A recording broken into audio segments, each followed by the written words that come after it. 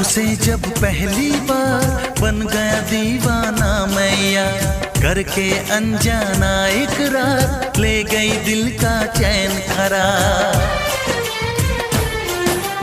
देखा उसे जब पहली बार बन गया दीवाना मैया, करके अनजाना इकरार ले गई दिल का चैन करार। थोड़ी सी घबराई थी, थोड़ी सी शर्माई थी, कितना प्यारा मुखड़ा है वो तो चांद का टुकड़ा है। जाने कहाँ छुप जाती है वो लड़की, बहुत याद आती है वो लड़की, बहुत याद आती है वो लड़की।